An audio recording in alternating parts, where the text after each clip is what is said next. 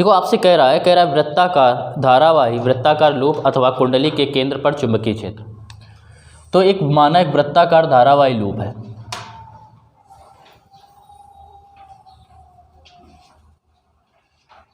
Heading दे रहा है धारावाही वृत्ताकार लूप। धारावाही मतलब किसमें, स्मॉल आई एम्पियर की वैद्युत धारा प्रवाहित हो रही है।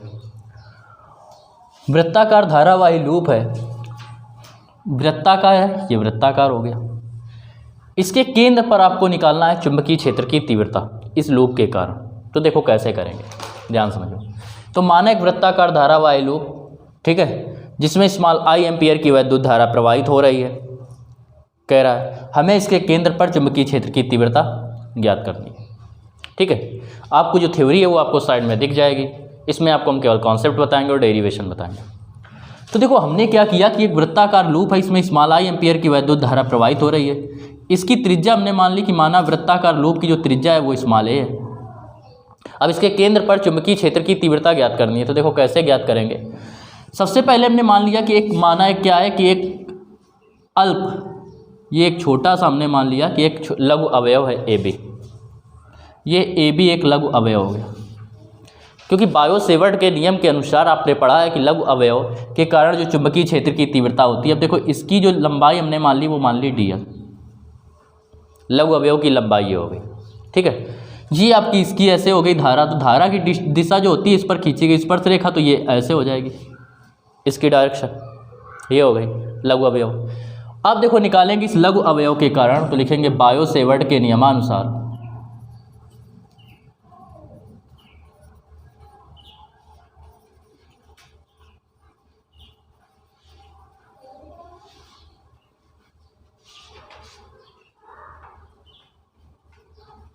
बायो-सेवर्ट के नियमानुसार लघु अवयव ए बी के कारण केंद्र पर चुंबकीय क्षेत्र की तीव्रता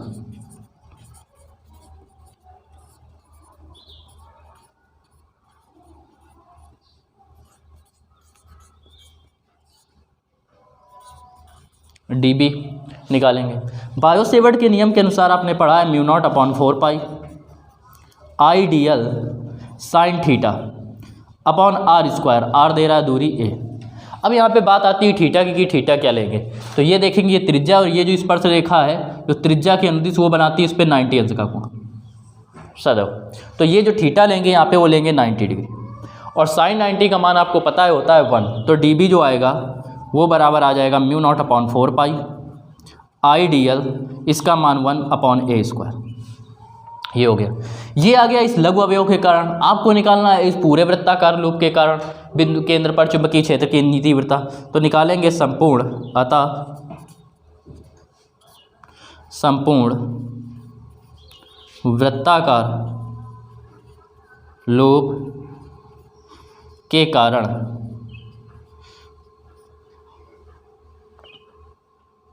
केंद्र पर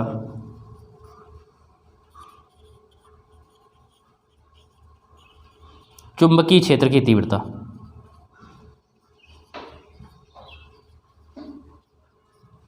निकालेंगे बी बराबर इंटीग्रेशन हो जाएगा किसका, डी बी का। क्योंकि लघु अवयव जो दिया गया होता है एक छोटे भाग के लिए, अल्पांश के लिए दिया गया, और संपूर्ण पार्ट के लिए निकालना हो तो आपको बता चुके हैं क्या करते हैं, समाकलन करते हैं। तो इसका समाकलन हो जाएगा तो mu naught upon 4 pi I D L upon A square, इसका करेंगे इंटीग्रेशन। तो ये जो आएगा b equal mu naught upon 4 पाई, जिस समाकलन उसका होता है जिसके आगे d लगा होता है, तो d लगा l के आगे तो dl का होगा समाकलन, तो i अपॉन ए स्क्वायर और इंटीग्रेशन dl का मतलब है इसकी लंबाई, पूरी लंबाई, और पूरी लंबाई जो होगी वो इसकी परिधि के बराबर होगी, मतलब 4 पाई r होगा। r की जगह दे रहा है a, तो b बराबर होगा mu naught upon 4 pi i upon A square into 2 pi a।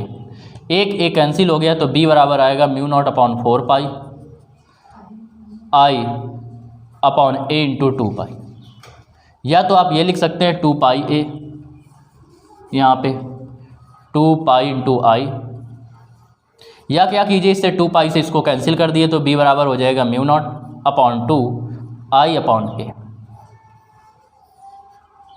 ये हो गया। मात्रक होता है वेबर प्रति मीटर स्क्वायर, तो इसका मात्रक लिख लेंगे वेबर प्रति मीटर स्क्वायर।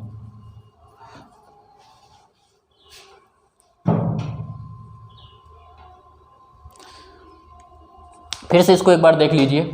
आपसे कह रहा था धारावाही वृत्ताकार लूप अथवा कुंडली के केंद्र पर चुंबकीय क्षेत्र की तीव्रता। तो हमने माना एक वृत्ताकार लूप है जिसमें स्मॉल i एम्पीयर की वैद्युत धारा प्रवाहित हो रही है तथा जिसकी त्रिज्या स्मॉल a है। हमें इसके केंद्र पर चुंबकीय क्षेत्र की तीव्रता ज्ञात करनी है। ये केंद्र इसका हो गया हो।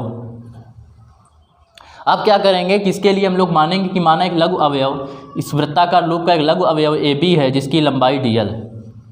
तब इस बायो सेवर्ट के नियम के अनुसार इस लघु अवयव AB के कारण केंद्र पर चुंबकीय क्षेत्र की तीव्रता डेल्टा B बराबर dB बराबर आपने पढ़ा μ0/4 पाई I/dl sin theta upon a square या r स्क्वायर। r की जगह दे रहा है a दूरी, तो दूरी की जगह हो जाएगा a स्क्वायर। यहाँ पे अगर बात करेंगे एंगल की, तो एंगल बताया कि ये स्पर्श रेखा होती है वो त्रिज्या के साथ जो होती है वो 90 डिग्री का कोण बनाती है, तो ये sin 90 हो जाएगा। sin 90 का मान 1 का इसमें गुणा करेंगे तो ये आ जाएगा आपका।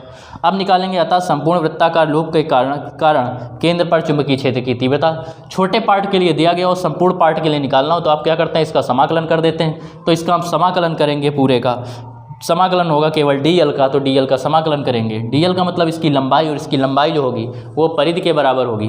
परिधि आपकी पता है होता है 2 पाई r की जगह a दे रहा है तो a लिखेंगे, इससे इसको काट देंगे, जो बचेगा ये आ जाएगा। इससे अगर 2 पाई काटेंगे तो ये आ जाएगा। इन दोनों में से कोई भी आप फार्मूला लिख सकते हैं, दोनों के दोनों आपके सही। तो इस प्रकार ये डेरिवेशन आपका कंप्लीट होगा।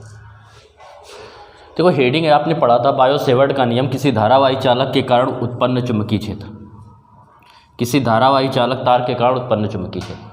अब देखो इसमें पढ़ेंगे कि किसी धारावाही चालक के कारण उत्पन्न चुंबकीय क्षेत्र की दिशा कैसे ज्ञात करते हैं। तो इसके लिए क्या हुआ, 2 नियम दिए गए हैं। इसके लिए 2 नियम दिए गए, ठीक है। हम निम्नलिखित 2 नियमों में से किसी एक नियम को लगाकर चुंबकीय क्षेत्र की दिशा ज्ञात कर सकते हैं। पहला नियम है आपका दाएं हाथ की हथेली का नियम नंबर 1। जो फर्स्ट नियम है वो है दाएं हाथ की हथेली का नियम नंबर 1। अब देखो पहला दाएं हाथ की हथेली का नियम नंबर क्या है, आपका दायां हाथ ये होता है। इसको यदि हम क्या करें, दाएं हाथ को इस प्रकार फैला दें, ठीक है। दाएं हाथ को इस प्रकार फैलाएं कि जो अंगूठा वो चालक में बहने वाली वैद्युत धारा की दिशा को प्रदर्शित करे। ये अंगूठा चालक में बहने वाली वैद्युत धारा की दिशा को प्रदर्शित करे। फैली उंगलियां जिस बिंदु आपको बताया था धारावाही चालक के कारण इस प्रकार था, इसमें धारा प्रवाहित हो रही थी, और इस प्रकार एक क्या था, एक बिंदु P था जहाँ पे चुंबकीय क्षेत्र ज्ञात करना था। तो ये धारा की दिशा को अंगूठा प्रदर्शित करे, अंगूठा धारा की दिशा को प्रदर्शित करे। फैली उंगलियां चुंबकीय क्षेत्र उस बिंदु को प्रदर्शित करें जहाँ हमें चुंबकीय क्षेत्र ज्ञात करना है, जिस बिंदु पर हमें चुंबकीय क्षेत्र ज्ञात करना है। तो हाथ की हथेली से लंबवत जो ये धक्का देने की दिशा होती है वही चुंबकीय क्षेत्र की दिशा होती है। यदि हम क्या करें, अपने दाएं हाथ के पंजे को इस प्रकार फैलाएं या दाएं हाथ की हथेली को इस प्रकार फैलाएं कि अंगूठा चालक में प्रवाहित वैद्युत धारा की दिशा को प्रदर्शित करें। फैली हुई उंगलियां उस बिंदु P को प्रदर्शित करें जहां हमें चुंबकीय क्षेत्र ज्ञात करना है, चुंबकीय क्षेत्र की तीव्रता ज्ञात करना है। तो हाथ की हथेली के लंबवत जो धक्का देने की दिशा होती है वही चुंबकीय क्षेत्र की दिशा होती है। ये क्या हो गया, दाएं हाथ की हथेली का नियम नंबर 1, पहला नियम हो गया। दूसरा जो है वो आपका है मैक्सवेल का दक्षिणावर्ती पेच का नियम। मैक्सवेल का दक्षिणावर्ती पेंच का नियम। अब देखो ये मैक्सवेल का दक्षिणावर्ती पेंच का नियम क्या है, जैसे ये हो गया पेच कसने वाला पेचकस। यदि हम पेच कसने वाले पेचकस को इस प्रकार पकड़ें, ठीक है, यदि हम पेच कसने वाले पेचकस को अपने दाएं हाथ से इस प्रकार पकड़ें कि जो पेच कसने के लिए जो पेच की जो नोक होती है वो किसको प्रदर्शित करे, धारा की दिशा को प्रदर्शित करे। तो पेच कसने के लिए अंगूठा जिस दिशा में घूमता है, अंगूठा इस दिशा में घूम रहा है, तो अंगूठा जिस दिशा में घूमता है वही क्या होती है, चुंबकीय क्षेत्र की दिशा होती है। फिर से समझिए, यदि हम पेच कसने वाले पेचकस को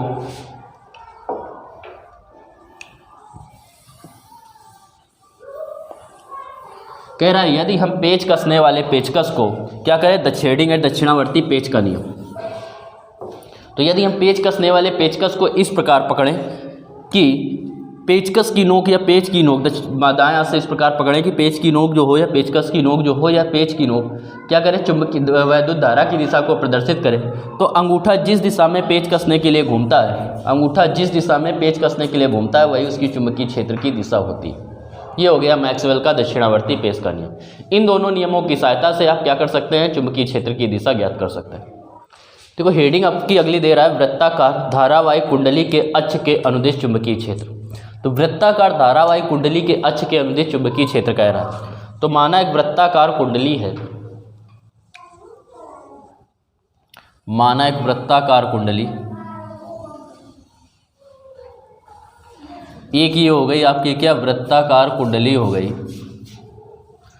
इस वृत्ताकार कुंडली की बात करें कि माना एक वृत्ताकार कुंडली है जिसमें स्मॉल आई एम्पियर की वैद्युत धारा प्रवाहित हो रही है और इसकी जो त्रिज्या है वो आपको दे रहा है स्मॉल ए,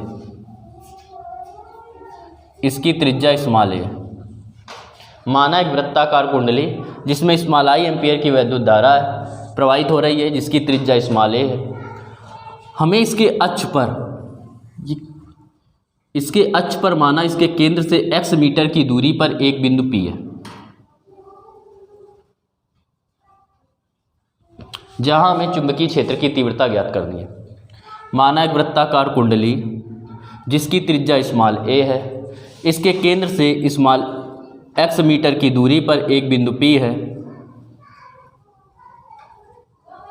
जहां हमें चुंबकीय क्षेत्र की तीव्रता ज्ञात करनी है। देखो हुआ क्या कि यहाँ से जब इसके लिए हमने यहाँ पे चुंबकीय क्षेत्र की तीव्रता ज्ञात करने के लिए, अब देखो ये वृत्ताकार कुंडली आपको दिख रहा है ऐसा, लेकिन हकीकत में ये क्या है, ये इस टाइप का बना हुआ है, ऐसे इस टाइप का ले रहा है। फिर से देख लो और थोड़ा स्पष्ट बना दे तो और समझ में आए।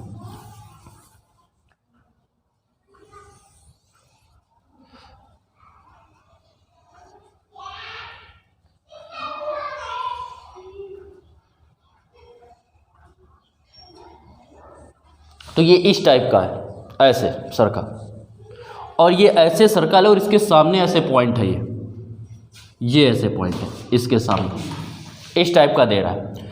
इसकी त्रिज्या आपसे कह रहा है कितनी है, स्मॉल ए है। केंद्र इसका O है, स्मॉल आई एम्पियर की वैद्युत धारा प्रवाहित हो रही है। हमें क्या करना है, इससे इसके केंद्र से x मीटर की दूरी पर इसके अक्ष पर एक बिंदु P है जहां हमें चुंबकीय क्षेत्र की तीव्रता ज्ञात करनी है। इसके लिए देखो क्या किया कि माना यह लूप जो है अनेक छोटे छोटे अवयवों से मिलकर बना है और इस प्रकार का एक छोटा अवयव AB है जिसकी लंबाई जो है वो dl है। आपने इसकी यहाँ से जो दूरी है वो हमने मान लिया r है,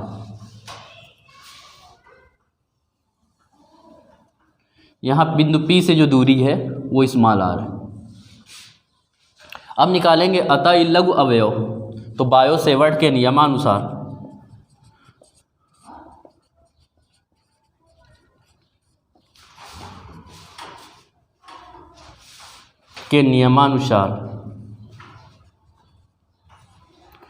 लघु अवयव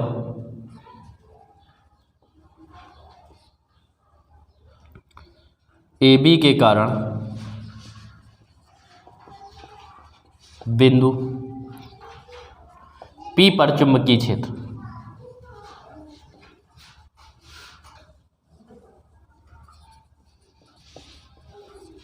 बिंदु P पर चुंबकीय क्षेत्र निकालेंगे dB। चुंबकीय क्षेत्र की बात करें तो आपने बायो सेवर्ट के नियम के अनुसार पढ़ा है μ0/4 पाई IDL sign theta upon r square, ये पढ़ा। बात आती है थीटा की, आप एंगल कितना लें। तो देखो आपको पता है कि जो एंगल होता है वो चुंबकीय क्षेत्र और किसके बीच होता है, डीएल के बीच कोण होता, एंगल होता है। डीएल की दिशा क्या होती है, जो धारा की दिशा होती है वही डीएल की दिशा होती है। धारा आपकी ऐसे जा रही है, ऐसे जाके ऐसे, तो इस पर अगर स्पर्श रेखा हम लोग ऐसे खींच देंगे तो यही डायरेक्शन होगी, ये डीएल की डायरेक्शन हो गई, वेक्टर डीएल, और यही डायरेक्शन जो हो जाएगी, ये धारा ऐसे स्पर्श रेखा पर जो खींचेगी वही डीएल की डायरेक्शन हो जाएगी। चुंबकीय क्षेत्र की दिशा की बात करें तो आपने पढ़ा है कि अंगुलियां अगर हम क्या करें, पेच कसने वाले पेचकस को इस प्रकार पकड़े कि क्या करें कि अगर पेच कसने के लिए जैसे ये ऐसे पेचकस को पकड़े हम, ठीक है, ऐसे धारा की दिशा जा रही है धारा, जब इसको पकड़ रहे हैं तो हमने बताया कि ये ऐसे सर्कल है, जब ऐसे सर्कल है धारा की दिशा आपकी हो गई ऐसे, पेचकस को हमने पकड़ा, पेचकस की नोक प्रदर्शित कर रही है किसको, धारा की दिशा को। तो जब पेचकस की नोक ऐसे धारा की दिशा कर रही तो अंगूठा जिस दिशा में घूमेगा ऐसे, ऐसे कर्ल करेगा अंगूठा, या ऐसे देखें तो ऐसे कर्ल करेगा अंगूठा।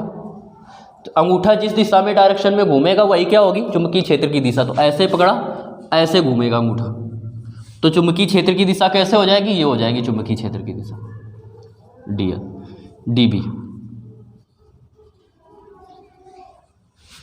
ये हो जाएगी चुंबकीय क्षेत्र की दिशा।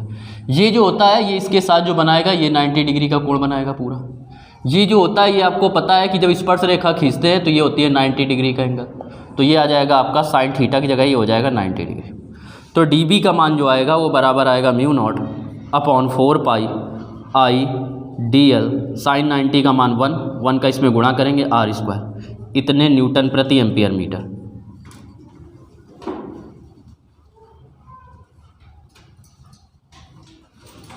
ये बात हो गई इसके चुंबकीय क्षेत्र। ऐसे क्या कीजिए, इसके बराबर इस तरफ एक ले लीजिए अवयव A', B', इसके कारण जब निकालेंगे ऐसे यहाँ पे चुंबकीय क्षेत्र ऐसे मिलाएंगे तो इसकी डायरेक्शन ऐसे हो जाएगी। क्यों हो जाएगी कि अभी ये इधर था, जब पेच कसने के लिए पेचकस को पकड़ा था ये इधर था तो ऐसे डायरेक्शन थी।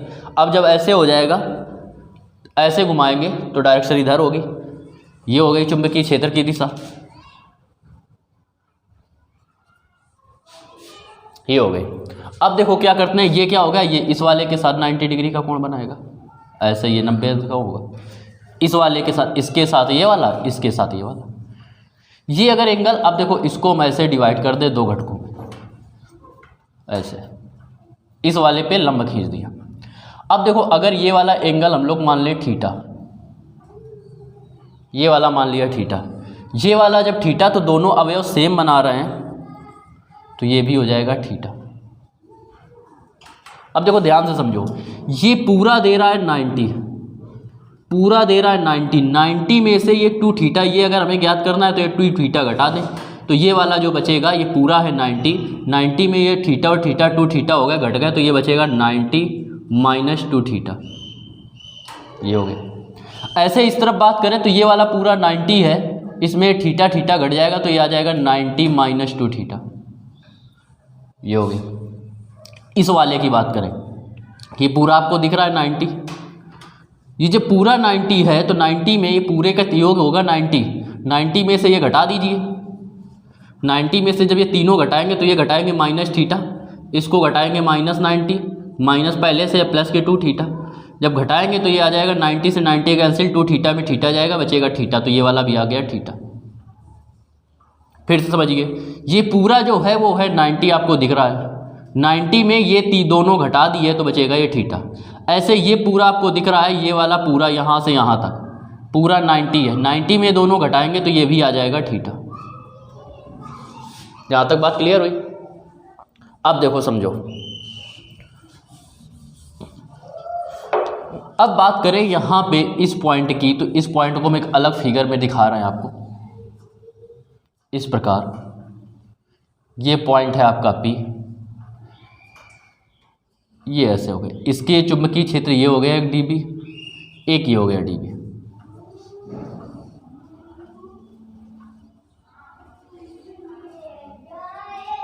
ये हो गया dB। अब देखो इनके हम क्या करेंगे, ये आपका हो गया थीटा और ये हो गया थीटा, इनको 2 घटकों में वियोजित करेंगे। पहला तो इस वाले के, इसका इस वाले के लंबवत घटक, तो लंबवत घटक होगा वो होगा कॉस थीटा, और कॉस लेते हैं हमेशा जिसको थीटा टच करता है, ये याद रखना, तो dB कॉस थीटा ऐसे, और इसका जो समांतर होगा वो इस डायरेक्शन में होगा dB साइन थीटा। ऐसे इस वाले का जब लेंगे तो ये आ जाएगा dB कॉस थीटा, और इधर ही आ जाएगा ये dB साइन थीटा। मतलब समांतर घटक की जो डायरेक्शन है वो सेम है, लंबवत घटक की जो डायरेक्शन है वो अपोजिट है। लंबवत घटक dB के आपके परिमाण बराबर है, कॉस थीटा दोनों की अपोजिट डायरेक्शन में घट जाएंगे, शून्य हो जाएंगे, बचेगा आपका समांतर घटक ये वाला, तो यही आपका ऐड होगा, इसी कारण परिणामी चुंबकीय क्षेत्र होगा। तो देखो फिर से एक बार समझ लो कि माना एक वृत्ताकार धारावाही लूप है जिसमें स्मॉल आई एम्पीयर की वैद्युत धारा प्रवाहित हो रही है, जिसकी त्रिज्या स्मॉल ए है, जिसका केंद्र ओ है। हमें इसके केंद्र ओ से इसकी अच्छी स्थिति में या अक्ष पर x मीटर की दूरी पर एक बिंदु P है जहां हमें चुंबकीय क्षेत्र की तीव्रता ज्ञात कर दी। इसके लिए हमने क्या किया, इसको अनेक छोटे छोटे अवयवों या इसको हमने मान लिया कि एक छोटा अवयव ए बी है।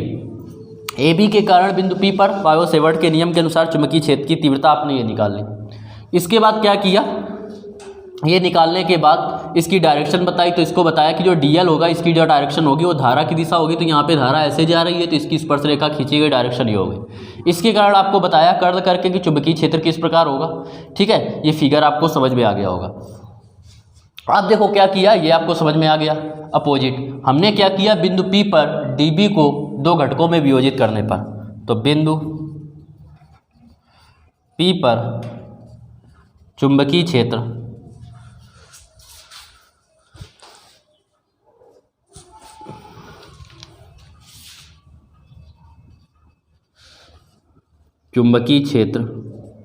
dB को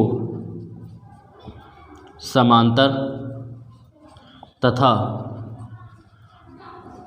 लंबवत घटकों में वियोजित करने पर,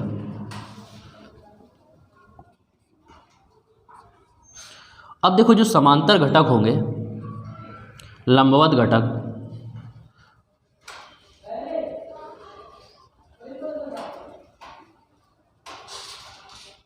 dB cos थीटा, सभी क्या होंगे, एक दूसरे के विपरीत होंगे।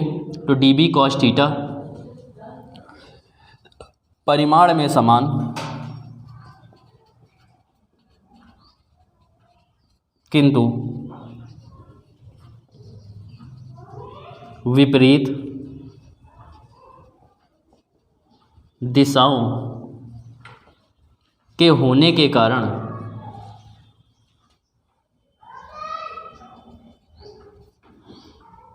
परस्पर निरस्त हो जाते हैं।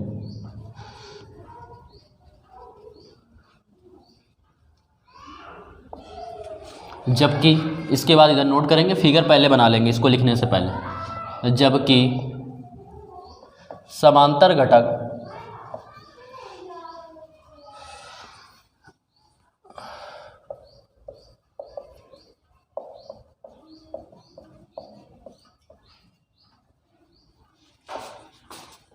dB sin थीटा समान दिशा में होने के कारण परस्पर जुड़ जाते हैं, परस्पर जुड़ जाएंगे। ठीक है, यहाँ तक बात क्लियर हुई। समांतर घटक एक ही डायरेक्शन में सभी एड होंगे और जो लंबवत घटक हैं वो अपोजिट डायरेक्शन में होने के कारण, जैसे इसका अपोजिट इधर इसको निरस्त कर देगा, इसका अपोजिट इधर निरस्त कर देगा, इस वाले का अपोजिट इस वाले को निरस्त कर देगा। ठीक है, अब निकालेंगे अतः संपूर्ण, किसके कारण, संपूर्ण धारावाही लूप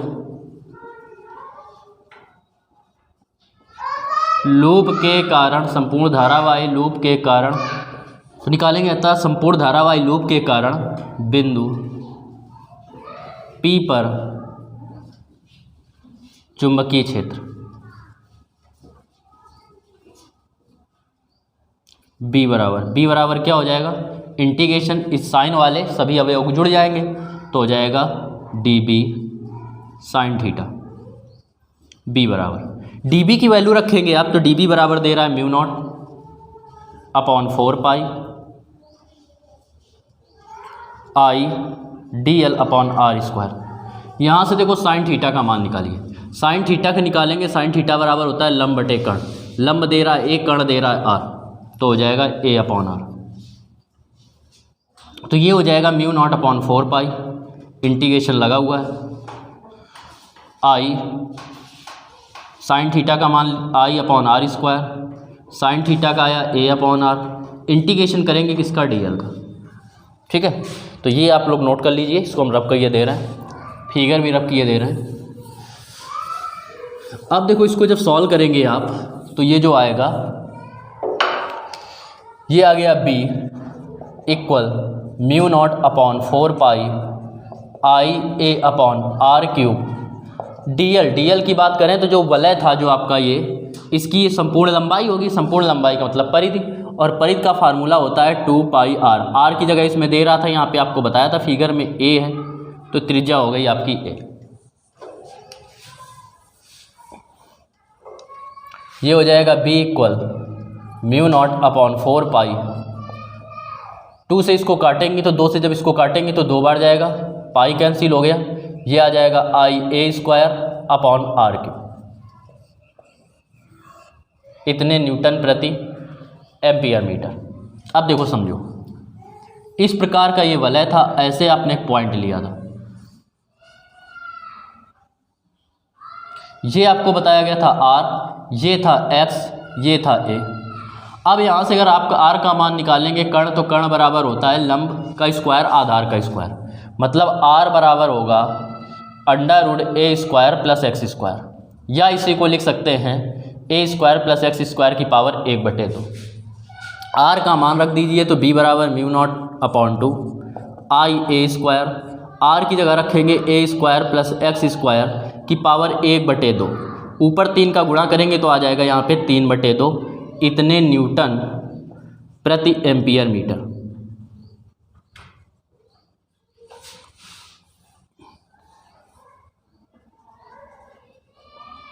ये हो गया इस क्वेश्चन का आंसर, इस डेरिवेशन का ये आ गया आपका फार्मूला। देखो एम्पियर का परिपथी नियम, तो एम्पियर के परिपथी नियम के अनुसार बताया गया कि किसी चुंबकीय क्षेत्र का जो रेखीय समाकलन होता है, रेखीय समाकलन मतलब रेखा के अनुदिश जो समाकलन होता है चुंबकीय, एम्पियर के परिपथी नियम के अनुसार, इंपॉर्टेंट भी है ये, एम्पियर के परिपथी नियम के अनुसार चुंबकीय क्षेत्र का रेखीय समाकलन उस परिपथ में प्रवाहित कुल वैद्युत धारा के म्यू नॉट गुना के बराबर होता है। फिर से इसको समझिए, थ्योरी साइड में लिखी है, आप देख सकते हैं। कह रहा है कि चुंबकीय क्षेत्र का रेखीय समाकलन, एम्पियर के परिपथी नियम के अनुसार चुंबकीय क्षेत्र का रेखीय समाकलन, ये समाकलन का चिन्ह होता है ऐसे, तो चुंबकीय क्षेत्र का रेखीय समाकलन उस परिपथ में प्रवाहित कुल वैद्युत धारा का म्यू नॉट गुना होता है। ये हो गया आपका एम्पियर के परिपथी नियम का गणितीय रूप। अब देखो बात करते हैं इसके प्रूविंग की, उत्पत्ति की बात करते हैं, एम्पियर के परिपथी नियम के उत्पत्ति, इसको हमें सिद्ध करना है कि इतने बराबर ये होता है। एम्पियर के परिपथी नियम के अनुसार आया चुंबकीय क्षेत्र का रेखीय समाकलन उस परिपथ में प्रवाहित कुल वैद्युत धारा का म्यू नॉट गुना होता है। अब इसके उत्पत्ति की बात करते हैं, इसके प्रूविंग की। जब प्रूविंग की आप बात करते हैं तो होता क्या है कि जैसे चुंबकीय क्षेत्र हमने मान लिया कि माना एक बंद परिपथ है, या माना एक धारावाही चालक तार है, ये एक मान लिया धारावाही चालक तार है जिसमें स्मॉल आई एम्पियर की वैद्युत धारा प्रवाहित हो रही है। ठीक है, हमने क्या किया, इस पर हमें, इसके लिए हम क्या करेंगे, एक बंद परिपथ निकाल लेंगे। माना एक वृत्ताकार चालक है, ठीक है, जिसमें क्या है, जब वृत्ताकार धारावाही चालक है, इसका जो केंद्र है वो इस तार पर है, धारावाही चालक तार पर है, ये केंद्र मान लिया। इसकी त्रिज्या मान ली जो है वो मान लिया स्मॉल एक्स आर है, ऐसे मान लिया। अब देखो ध्यान से समझो, ये जैसे एक चालक तार हो गया, केंद्र इस पर हो गया और इसके चारों ओर एक वृत्त है, तो वृत्त की जो दूरी होगी वो इसके केंद्र से, मतलब इस तार से क्या होगी, समान होगी। और जब समान होगी तो आपको पता है कि चुंबकीय क्षेत्र भी समान होगा, क्योंकि धारा और दूरी पर ही चुंबकीय क्षेत्र की तीव्रता निर्भर करती है। अब चुंबकीय क्षेत्र की तीव्रता तो वही कह रहा है, आवेश धारा की सममित के कारण या सममित के कारण, सममित का मतलब कि हर प्रकार से समान होने के कारण इस वृत्त के प्रत्येक बिंदु पर चुंबकीय क्षेत्र की तीव्रता समान होगी तथा स्पर्श रेखीय होगी। इसकी जो दिशा होगी चुंबकीय क्षेत्र की तीव्रता की, वो इस पर स्पर्श रेखीय होगी। ये बात कर दी है इसकी। अब आपको पता है कि यहाँ पे अगर हम छोटा सा लघु अवयव लेते हैं तो क्षेत्रफल जो इसकी आगे जो रेखा की जो क्षेत्रफल होगा वो भी इसी डायरेक्शन पे होगा, वो तो इस पर खींची गई स्पर्श रेखा होता ही है। ये हो गया डीएल। अब निकालेंगे अतः, थ्योरी आपको साइड से लिखना है।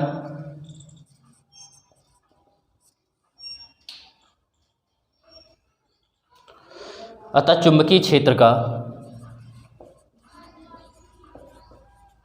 चुंबकीय क्षेत्र dB का रेखीय समाकलन।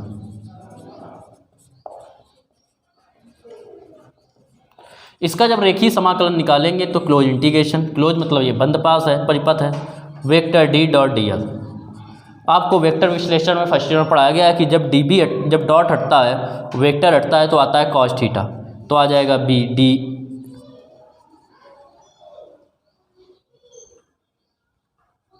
Vector b dl cos theta लिखेंगे, चूंकि जो वेक्टर b और dl है वो आपस में समांतर है, एक ही दिशा में है, अतः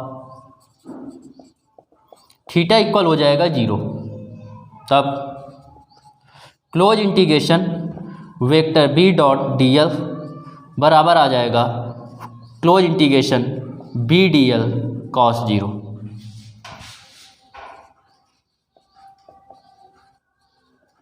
ये हो जाएगा b dl cos 0 का मान 1, तो आ जाएगा b dl।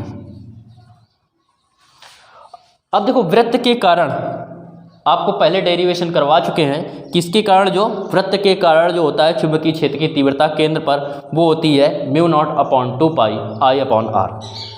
इसके कारण निकालेंगे तो जो b का मान आएगा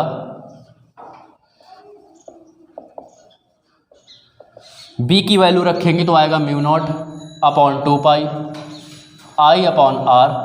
अब इस dl का करेंगे समाकलन,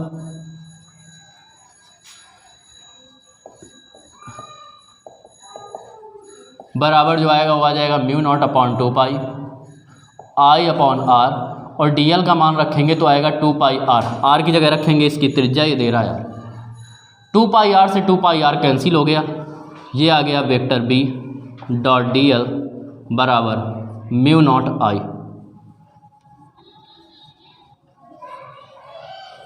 यह ही क्या है, एम्पियर का परिपथी नियम है।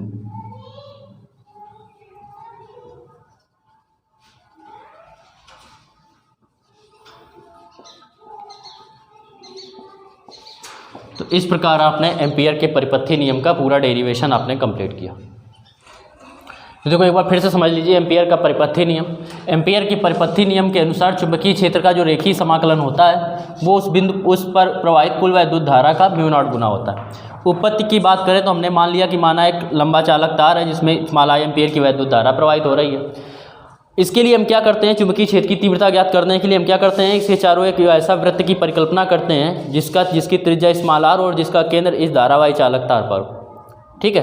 तो इस पर आवेश की धारा की सममित के कारण या सममित के कारण, सममित का मतलब हो गया कि धारा भी यहाँ से समान है इस पर और इस पर दूरी भी समान है, सममित का तो हर प्रकार से समान होने के कारण इस पर चुंबकीय क्षेत्र की जो तीव्रता होगी वो भी हर जगह समान होगी प्रत्येक बिंदु पर, और इस पर क्या होगी, स्पर्शरेखीय होगी, दिशा होगी। अब निकालेंगे जो चुंबकीय क्षेत्र का रेखीय समाकलन होता है, ये आपको पता है कि जब डॉट हटता है और वेक्टर हटते हैं तो cos थीटा आता है। dl और वेक्टर भी क्या है, समांतर है, एक ही दिशा में, थीटा हो गया 0 डिग्री। अब इसके कारण जब 0 निकालेंगे यहाँ पे तो 0 का मान हो गया b dl cos 0। cos 0 का मान होता है 1 का इसमें मल्टीप्लाई करेंगे आपका यही आ जाएगा, ये आ गया आपका।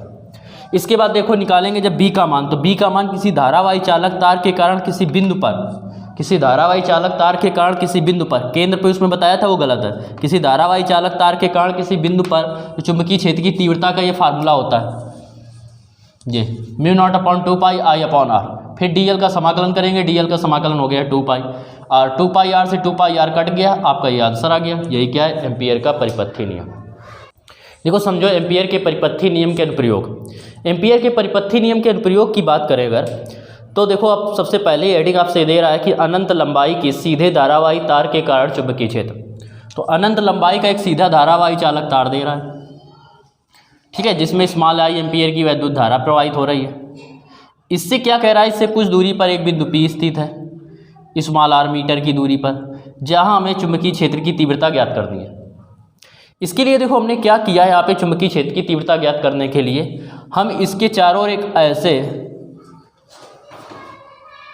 वृत्तीय पथ की परिकल्पना करते हैं जिसकी त्रिज्या r और जिसका केंद्र इस पर हो, इस धारावाही चालक तार पर।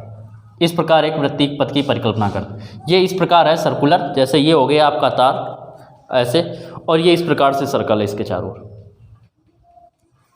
इस प्रकार परिकल्पना करते हैं। तो देखो अब क्या होगा,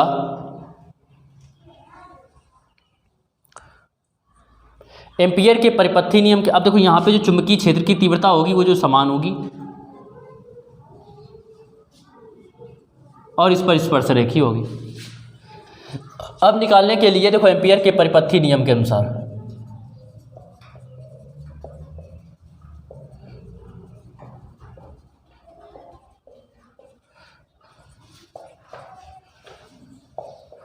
एम्पियर के परिपथी नियम के अनुसार आपने पढ़ा है चुंबकीय क्षेत्र का रेखीय समाकलन जो होता है वो उसमें प्रवाहित कुल वैद्युत धारा का म्यू नॉट गुना होता है। ये हो गया।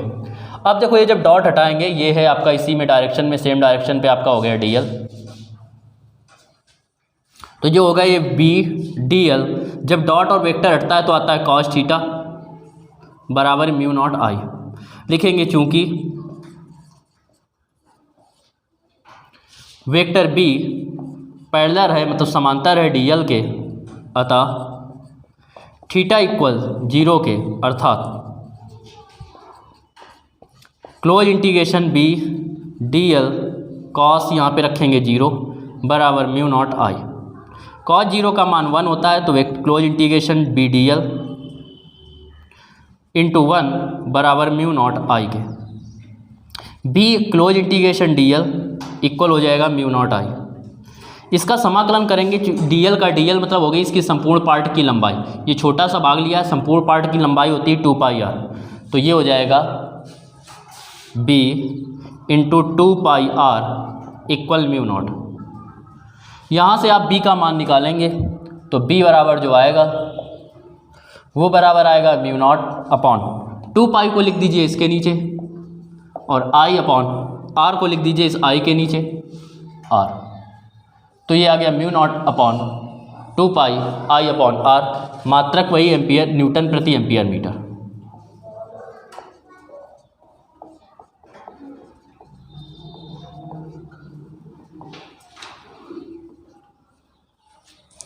ये हो गया इसका आंसर।